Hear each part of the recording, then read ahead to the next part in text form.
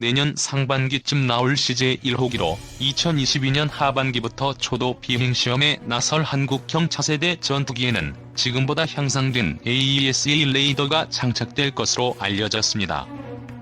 정부 소식통에 따르면 2년여 뒤 비행시험에 착수할 KF-X에는 7일 선보인 AESA 레이더보다 20%가 크고 모듈도 1088개에서 1200개로 늘어난 레이더가 들어갑니다.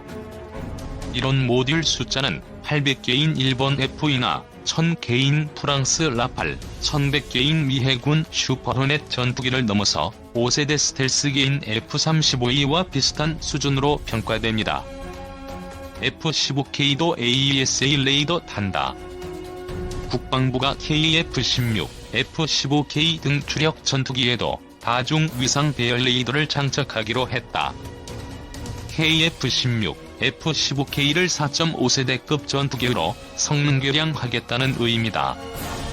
10일 국방부는 향후 5년 동안의 군사력 건설과 운영 계획을 담은 2021에서 2025 국방중기 계획을 수립했다고 밝혔다. 국방부가 이번 국방중기 계획에 책정한 소요 재원은 300조 7천억 원으로 전방위 안보 위협에 대비해 첨단 전력을 증강하는 방위력 개선 분야에서는 100조 1천억 원을, 국방 운영을 위한 전력 운영비로는 200조 6천억 원을 배분했다. 최근 시제품이 개발된 AESA 레이더는 전투기의 눈으로 불리며 장거리 정밀 타격 능력이 승패를 좌우하는 현대 공중전 개념에서 핵심적인 역할을 한다. 방위사업청은 지난 7일 AESA 레이더 제작업체인 방산기업 한화시스템 영인종합연구소에서 시제품 출고식 행사를 개최하기도 했다. 국방부와 방위사업청은 2014년 KF-X에 입찰한 미국 로키드마틴사의 F-35 스텔스 전투기를 선정하면서 전투기 개발에 필요한 4대 핵심 기술의 이전을 약속받았다. 그러나 돌연 미 의회에서 해당 기술의 이전을 금지했다. 이에 국내 방산업계는 4대 핵심 기술을 직접 개발하기로 결정했다. 국산 AESA 레이더에는 5mm 크기의 모듈 1088여 개가 박혀있다. 눈만 1088개인 셈이어서 한 번에 1000여 개의 표적을 동시에 탐지, 추적할 수 있다. 모듈 한 개의 단가는 4,500만 원으로 자동차 한 대의 값이다. 해외에서 수입하면 8천만 원 이상이어서 국산화로 인해 절반의 예산을 아끼는 효과도 있다. 미국 F-35의 AESA 레이더는 약 1200개의 모듈로 구성되어 있다는 점을 감안하면 5세대 전투기의 레이더에 비해 뒤처지지 않는다. 현재까지 미국, 일본, 중국 등 6개국 정도가 AESA 레이더를 개발한 것으로 알려졌다. 국산 AESA 레이더는 올해 말 공중시험에 들어간 이후 2023년부턴 KF-X 시제기에도 장착해 최종 시험할 예정이다. 15년 된 우리 공군 주력 F-15K 미사일 한 발 날려보지 못하고 잿더미 될라. 7월 13일 미 증권가의 파격적인 소식이 전해졌다. 미 공군이 보잉이 개발한 4.5세대 전투기 F-15X 76대 구매를 확정하고 그초도 양산 물량으로 8대를 계약했다는 소식이었다. 미 공군은 12억 달러의 예산으로 8대의 F-15X를 우선 주문하고 향후 5년간 228억 달러, 한화 27조 5,060억 원을 들여 76대의 F-15X를 사들일 예정이라는 계획도 발표했다. 보잉사의 F-15 전투기 프로그램 담당 매니저는 보도자료를 내고 F-15X는 F-15 계열 가운데 가장 첨단의 기종이며 작전 반경이나 무기 적재량, 가격 등 모든 부분에서 미 공군의 훌륭한 선택이 될 것이라고 밝혔다. 납득이 가지 않는 결정. 이 소식이 국내 언론을 통해 전해지자 많은 사람들이 의아하다는 반응을 보이고 있다. 미 공군은 세계 최강의 전투기로 불리는 5세대 스텔스 전투기 F-22A 랩터를 195대 구입했고 현재는 이보다 더 진일보한 F-35E 1763대를 도입 중이다. 일선의 5세대 전투기가 대량으로 보급되고 있는 와중에 스텔스와는 거리가 먼 F-15를 80대 가까이 구매한다니 일반적인 상식으로는 납득이 가지 않는 결정으로 보일 수밖에 없다. F-15 이글은 1960년대 기술로 개발된 전투기다. 공대공 전투용으로 개발된 최초의 이글이 1972년에 첫 비행하며 데뷔했으니 올해로 데뷔 48년 차다. 지상 공격 능력을 대폭 강화해 다목적 전투기로 만들어진 F-15의 스트라이크 이글이 1986년 데뷔했으니 스트라이크 이글의 데뷔도 34년이나 됐다. 이 때문에 지난 2002년 우리 공군이 차기 전투기 사업을 진행하며 F-15의 개량형인 F-15K를 선정했을 때 국내 언론과 온라인 커뮤니티, 반미단체들을 중심으로 미국의 구닥다리 전투기를 비싼 값을 주고 사온다며 극렬한 반대 활동이 전개되기도 했었다. 그도 그럴 것이 당시 최종 후보였던 프랑스의 라팔은 이제 막 개발이 진행 중이던 최신 기종이었고 F-15E는 데뷔한 지 16년이나 지난 상대적 구식 모델이었기 때문이다.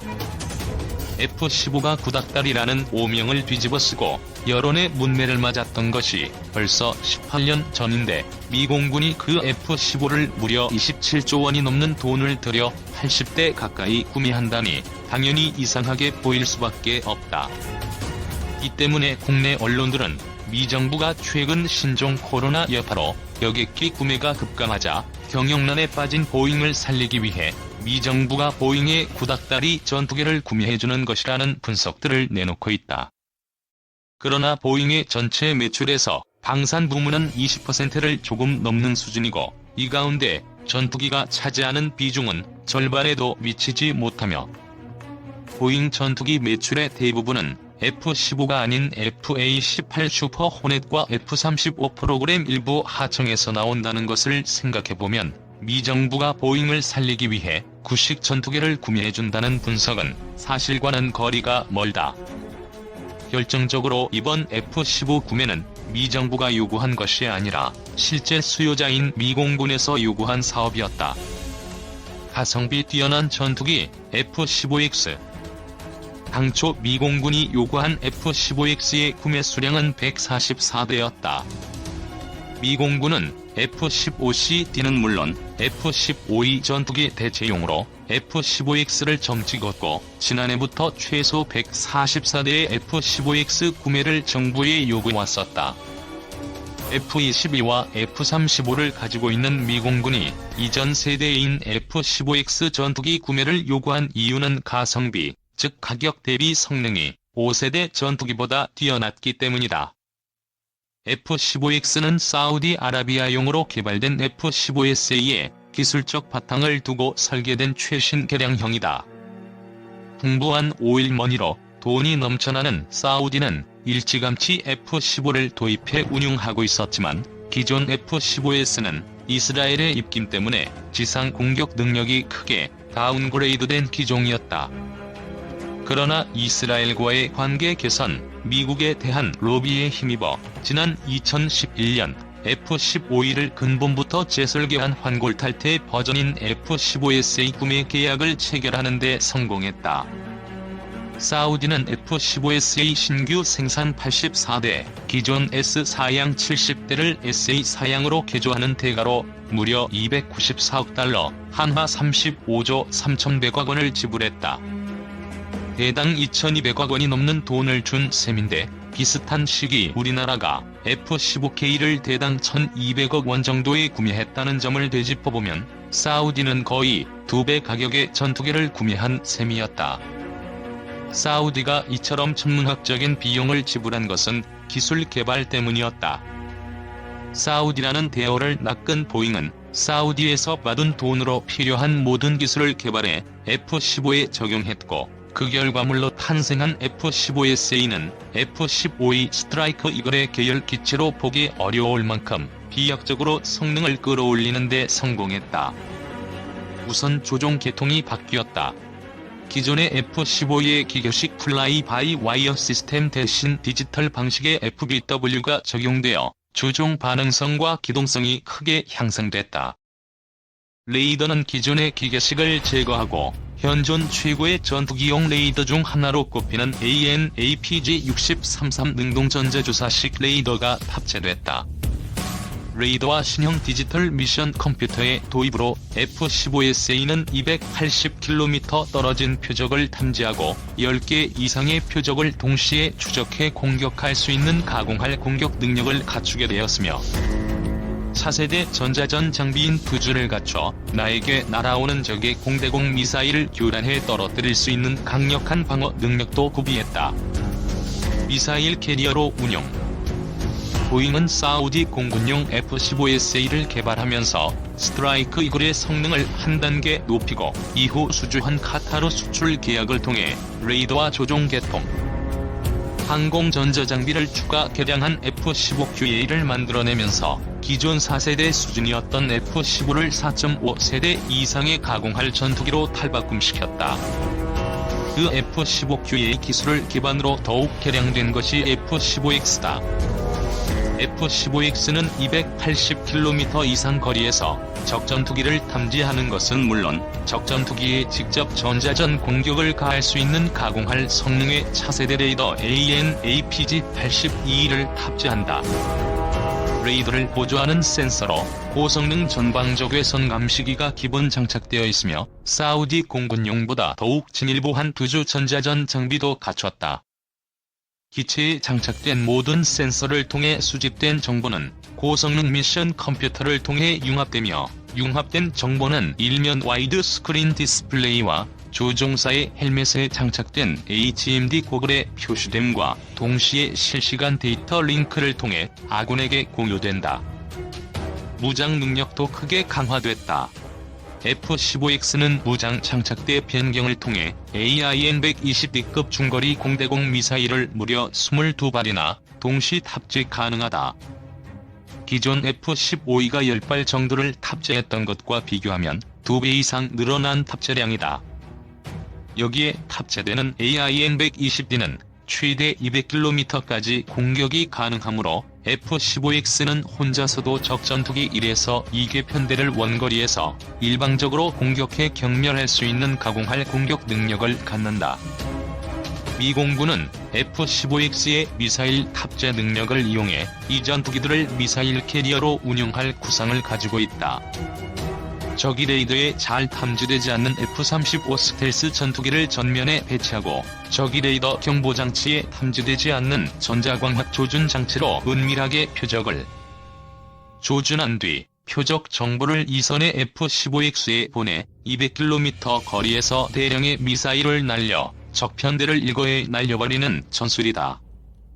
F-35가 없다면 조기 경보기와 F-15X를 데이터 링크로 묶어서 조기 경보기가 보내준 표적 정보로 미사일을 발사하는 방법도 있다.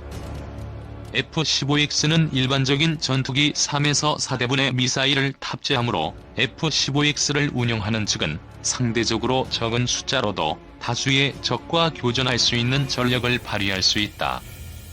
미 공군이 이러한 고성능 F-15X 도입 구상을 밝히자 일본은 잽싸게 F-15 성능 개량 프로그램을 발표했다.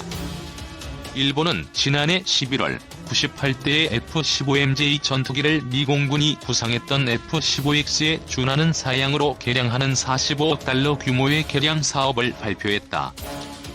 일명 슈퍼카이로 불리는 이번 개량 사업을 통해 일본의 F-15MJ는 AN/APG-6033, AESA 레이더와 신형 임무 컴퓨터, 디지털 전자전 시스템 등을 장착하고 장거리 공대지 미사일인 JASSM과 공대함 미사일 LRASM 운용 능력을 추가해 본격적인 멀티롤 전투기로 탈바꿈할 예정이다. 성능 개량이 대당 400에서 500억 원 소요. 따라서 우리나라 역시 F-15K 전투기의 성능 개량을 서둘러야 한다. 우리 공군이 보유한 F-15K는 60여 대로 지난 2000년대 초반 도입된 후 아직 별다른 개량 없이 15년가량을 써왔다. 이 F-15K 60대를 일본보다 우수한 사양인 AN/APG-82 레이더, 디지털 전자전 시스템과 신형 임무 컴퓨터 등을 적용해 개량하려면 대당 400에서 500억 원가량의 비용이 들어갈 것으로 추산된다. 최대 3조 원가량의 예산이 소요되는 이 사업은 현재 다양한 전력 증강 사업을 벌여놓고 있는 군의 입장에서는 상당히 부담이 되는 과제가 아닐 수 없다. 그러나 예산 부담을 이유로 개량을 미룬다면 대당 1,200억 원이 넘는 F-15K는 주변국의 신형 전투기를 상대로 미사일 한 발 날려보지 못하고 잿더미가 되어버릴 공산이 크다.